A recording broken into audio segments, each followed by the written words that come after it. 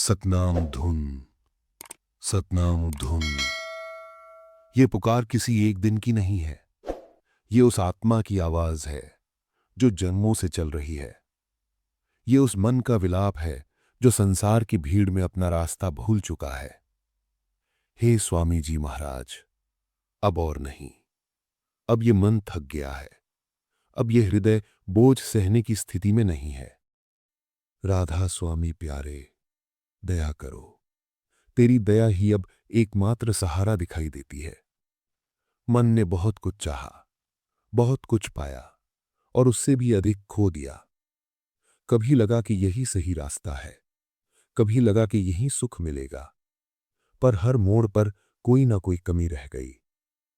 दुख ऐसा नहीं था कि आंसू बनकर बह जाए। दुख तो वो था जो भीतर बैठकर मुस्कान तक छीन ले। विरह का दर्द शब्दों में नहीं समाता। ये वो पीड़ा है जो बिना दिखाई दिए हर पल साथ रहती है। दर्शन की प्यास रेगिस्तान की तपती रेत जैसी है। जितना आगे बढ़ो उतनी ही बढ़ती जाती है। क्षण क्षण यही आकांक्षा कि एक झलक मिल जाए, एक बार नाम सुनाई दे जाए, एक पल को ये बेचैनी शांत हो जाए। राधा स्वामी, तेरा नाम अब सांसों में बस चुका है। तेरा स्मरण अब मन की आदत बन चुका है। जब भी टूटता हूं तो तेरा नाम अपने आप निकल आता है। जब भी गिरता हूं तो तेरे चरण याद आ जाते हैं। बार बार मन तेरे चरणों में झुकना चाहता है, क्योंकि वहीं सब कुछ हल्का लगता है। मैं स्वीकार करता हूं कि मैं कमजोर हूं। मेरे भीतर धैर्य की कमी रही, मेरे भीतर संयम की कमी रही। क्रोध ने कई बार अंधा किया, अहंकार ने कई बार गिराया, मोह ने रास्ता भटका दिया। पर अब इन सब का बोझ उठाने की शक्ति नहीं रही। अब पहली बार अपने अवगुण स्पष्ट दिखाई देने लगे हैं। अब पहली बार मन ने स्वीकार किया है कि दोष बाहर नहीं, मेरे भीतर थे। हे स्वामी, तू दीन दयाल कहलाता है। तेरी दया सब पर समान बहती है। मुझ जैसे अधम के लिए भी तेरा द्वार खुला है। इसी विश्वास ने मुझे यहां तक पहुंचाया है। मैंने कितनी बार तेरे संकेतों को अनदेखा किया, कितनी बार अपने मन की चलाई। मुझे लगा कि मैं जानता हूं, मुझे लगा कि मैं समझदार हूं, पर हर बार जीवन ने मेरी भ्रांति तोड़ दी। आज समझ आता है कि ये टूटना भी तेरी ही कृपा थी, क्योंकि बिना टूटे झुकना नहीं आता। अब ये मन तेरी मौज में अपना चित्त लगाना चाहता है। अब ये जीवन तेरे हुक्म में स्वयं को सौंपना चाहता है। मेरे अवगुण बख्श दे, मेरी भूलें ढक ले, मेरे भीतर की कठोरता धीरे धीरे गलने दे। राधा स्वामी प्यारे, दया करो, दया करो।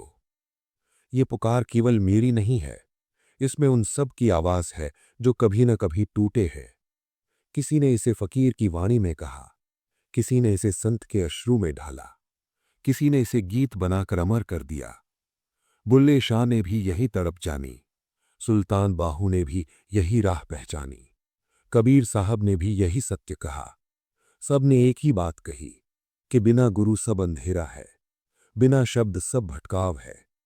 ये संसार बहुत कुछ देता है, पर शांति नहीं देता। पहचान देता है, पर स्थिरता नहीं देता।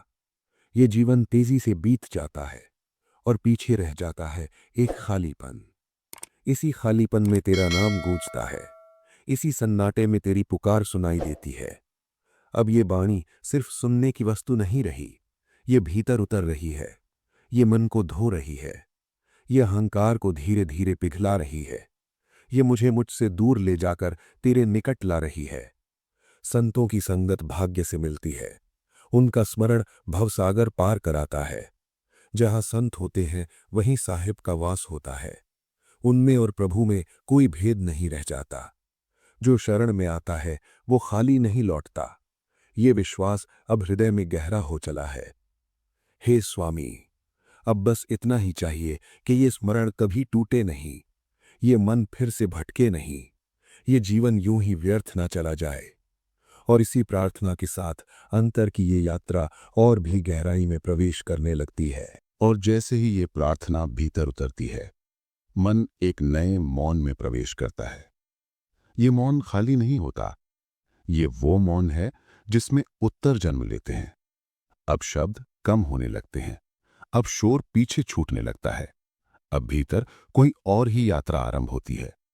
मन पूछता है कि आखिर ये संसार क्या है, क्यों यहां सब कुछ अस्थायी है, क्यों हर सुख के पीछे कहीं ना कहीं पीड़ा छुपी रहती है। कभी लगा कि धन ही सुरक्षा देगा, कभी लगा कि संबंध ही सहारा बनेंगे, कभी लगा कि नाम और पहचान सब कुछ स्थिर कर देंगे। पर समय ने हर भ्रम तोड़ दिया। जो आज है वो कल नहीं रहता, जो हाथ में लगता है वो मुट्ठी से फिसल जाता है। इसी बदलतेपन में मन पहली बार स्थिरता खोजने लगता है, और तब तेरा नाम सामने आता है, राधा स्वामी। तेरा नाम कोई साधारण संबोधन नहीं है, ये एक दिशा है, ये एक स्मरण है जो बिखरे हुए को एक सूत्र में पिरो देता है।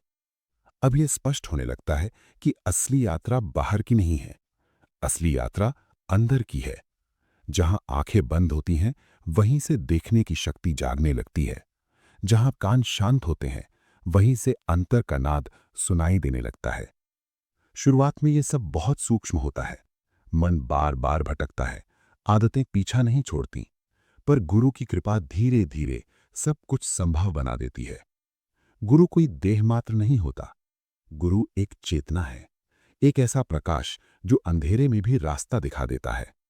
बिना गुरु शब्द समझ नहीं आता, बिना गुरु शब्द का मर्म खुलता नहीं। शब्द केवल ध्वनि नहीं है, शब्द वो सेतु है जो दृश्य से अदृश्य की ओर ले जाता है। जिस दिन ये बात मन में उतर जाती है, उस दिन से जीवन की दिशा बदलने लगती है।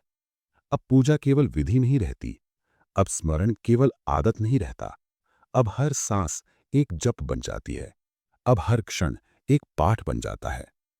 उठते समय तेरा नाम, बैठते समय तेरा नाम, चलते समय तेरा नाम, और थक कर गिरते समय भी तेरा ही नाम। धीरे धीरे मन समझने लगता है कि ये नाम उसे थामे हुए है। अब बाहरी परिस्थितियां पहले जैसी नहीं डराती, क्योंकि भीतर एक आधार बनने लगता है। दुख आता है पर तोड़ता नहीं, सुख आता है पर बांधता नहीं। ये संतुलन अपने आप नहीं आता, ये गुरु की संगत से आता है, ये शरण से आता है। संतों की उपस्थिति शब्दों से अधिक अनुभव कराती है। उनके पास बैठकर कुछ कहा नहीं जाता, फिर भी बहुत कुछ समझ में आ जाता है। उनकी आंखों में एक ठहराव होता है, उनकी वाणी में एक मिठास होती है। वे कुछ उपदेश नहीं देते, वे स्वयं उपदेश बन जाते हैं। उनकी संगत में मन अपने आप झुकने लगता है, अहंकार धीरे धीरे पिघलने लगता है। ये वही अहंकार है जो कभी अपने आप को सबसे ऊपर मानता था, आज वही अहंग चुपचाप चरणों में बैठने लगता है। अब ये स्पष्ट होने लगता है कि सच्ची भक्ति दिखावे से नहीं होती, सच्ची भक्ति अंदर की सफाई से होती है। मन को साफ करना सबसे कठिन साधना है, क्योंकि मन सबसे चंचल है। पर जब नाम का सहारा मिल जाता है तो वही मन सबसे बड़ा सहायक बन जाता है। अब मन बाहर नहीं भागता, अब वो भीतर ठहरने लगता है। अब वो दोष ढूंढना छोड़ देता है, अब वो स्वीकार करना सीख जाता है। जीवन की घटनाएं अब सजा नहीं लगती, वे सीख बन जाती हैं। हर ठोकर एक संकेत बन जाती है, हर हार एक दिशा बन जाती है। अब शिकायत धीरे धीरे कृतज्ञता में बदलने लगती है। जो मिला उसके लिए धन्यवाद, जो नहीं मिला उसके लिए भी धन्यवाद। क्योंकि अब समझ आता है कि जो नहीं मिला वही शायद सबसे जरूरी था। अब प्रार्थना कुछ मांगने की नहीं रहती, अब प्रार्थना समर्पण की बन जाती है।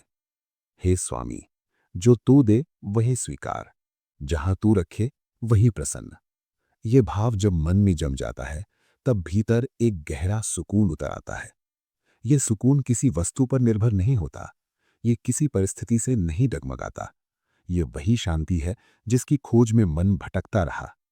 अब ये शांति तेरे नाम में मिलने लगी है, राधा स्वामी। अब जीवन भाग दौड़ नहीं लगता, अब समय दौड़ता हुआ शत्रु नहीं लगता।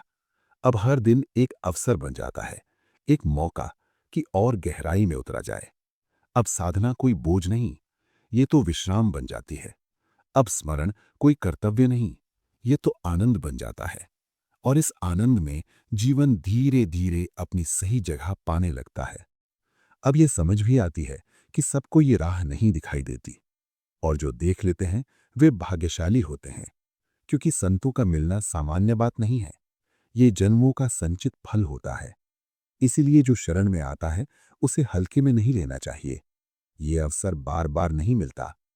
हे स्वामी, इस अवसर को व्यर्थ न जाने देना, इस स्मरण को टूटने न देना, इस नाम को मेरी सांसों में बसाए रखना। और जब ये जीवन अपने अंतिम क्षणों में पहुंचे तो बस इतना हो कि तेरी याद सबसे पहले आए, तेरा नाम अंतिम सहारा बने। राधा स्वामी। इसी भाव के साथ ये यात्रा अभी जारी है।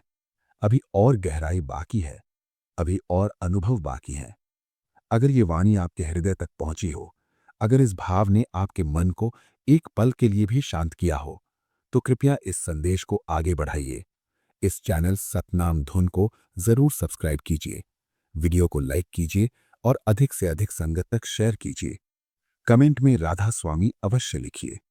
राधा स्वामी, राधा स्वामी।